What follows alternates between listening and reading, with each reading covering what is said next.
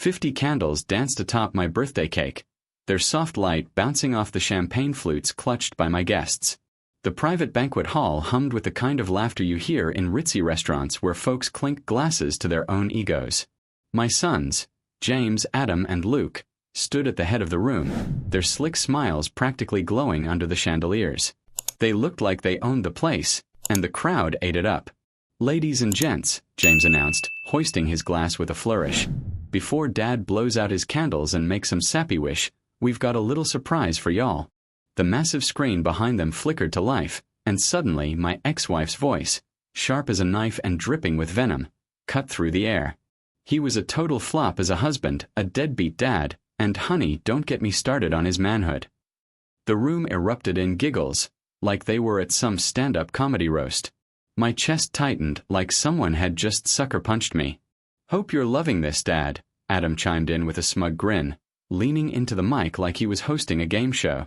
I'd spent months planning this dinner, picturing a classy, low-key night to reconnect with my boys and patch up the cracks left by a messy divorce. I thought time was supposed to fix things, you know? Mend the distance, heal the wounds.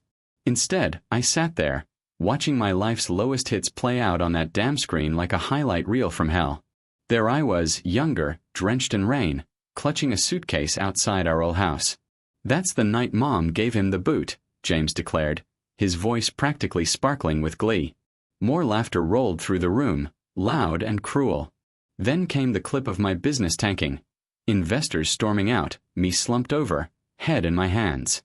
Another scene showed me drunk, slurring some pathetic apology in an old home video. Luke smirked. "Yo, that one's a straight-up classic, right?" I stared at my sons, waiting for the punchline, for them to crack up and say it was all a joke. But their faces. Pure smug satisfaction, like they'd just won some twisted game.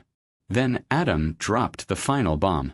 "So, after years of lugging around this guy's last name like a curse, we're done with it," he said, voice oozing with triumph. "As of today, we're legally ditching it. New names, new vibes." The room exploded in applause and cheers. My ex-wife, perched at her table, flashed a wicked smile, sipping her wine like she'd just orchestrated a Broadway hit. "Cheers to that, losers," she muttered loud enough for nearby tables to snicker. I sat there, frozen, while everyone leaned in, waiting for me to lose it. Maybe scream, cry, or flip a table. But I didn't give them the show they wanted. Instead, I grabbed my champagne glass, raised it in a slow, silent toast, and took a deliberate sip. Then I stood, buttoned my jacket, and said, "Thanks for showing up, folks." My voice was calm, almost too calm. The room went dead quiet. Someone let out a nervous laugh, unsure if they should clap or hide. I didn't wait to find out. I walked out, the cold night air hitting my lungs like a slap. Outside, I ignored the curious stares from guests lingering by the entrance. I pulled out my phone, nothing. Not a single message, no missed calls. Just silence. But by the next morning, my phone was blowing up like a Black Friday sale. "James. Dad, please call me." Adam. "It wasn't supposed to go down like that, man." Luke. "You're freaking me out, Dad." Even my ex-wife had the nerve to text, "Pick up your dang phone, you drama queen." I let them stew, scrolling through my emails instead. See, while they were busy toasting their little stunt, I'd been making moves. The second I left that restaurant, I started dialing. First call went to my lawyer, a guy who knows how to play dirty but legal. The second was to an investor I knew would salivate over some juicy financial records I had tucked away. Records that could make certain people's lives very uncomfortable. By noon, my sons were at my doorstep, looking like they'd seen a ghost. James was pale, Adam couldn't even look at me, and Luke? Kid was practically in tears already. "Are you out of your freaking mind?" James snapped, his voice shaking. "You had no right to do that." I held up my phone and hit play. My ex-wife's voice from the dinner filled the air. I dumped him because he couldn't satisfy me in any way, shape, or form, darlings. Her cackle followed, loud and mocking. Adam swallowed hard, his bravado gone. "Dad, can we just talk? Please." I tried talking, I said, my voice low but steady. For years I tried. James clenched his fists, stepping closer. So what? You just torch our lives to get even. I leaned in, my eyes locked on his. Nah, you did that all by yourselves, champ. They thought they were untouchable, thought I was some broken-down has-been they could kick around for laughs. But while they spent years dragging my name through the mud, I'd been paying attention, watching, waiting. By sunset, my ex-wife's company was reeling. Its biggest investor had pulled out after a friendly tip about some shaky financials. My son's trust funds? Locked down tighter than Fort Knox. Their fancy careers? Hanging by a thread, with whispers of scandals starting to spread. I didn't do it for revenge, no matter what they think. I did it because they needed a wake-up call, a hard lesson about consequences.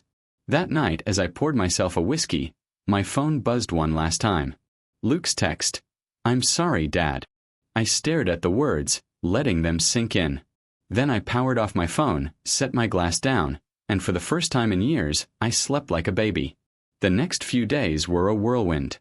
My sons kept calling, texting, even showing up at my place, begging for a sit-down. My ex-wife, though. She went radio silent after her company's stock took a nosedive. I heard through the grapevine she was scrambling to save face, throwing shade at me to anyone who'd listen. "He's just a bitter old man," she'd sneer, but her voice had lost that smug edge. Good. I didn't gloat. Didn't need to. I'd spent years swallowing their jabs, their eye rolls, their little digs at family gatherings. Every time I tried to bridge the gap, inviting them to dinners, sending birthday gifts, calling just to check in, they'd brush me off or worse, mock me behind my back. The divorce had been brutal, sure, but I never stopped trying to be a dad. They just didn't want one. Not until I showed them I wasn't the pushover they thought. Looking back, that dinner was supposed to be my olive branch, my big gesture to bring us closer. I'd handpicked every detail. The menu, the guest list, even the jazz playlist humming in the background. I wanted them to see me as more than the guy their mom painted as a failure. But they turned it into a circus, a public takedown meant to humiliate me in front of everyone I cared about. And for what? A few cheap laughs? A pat on the back from their mom?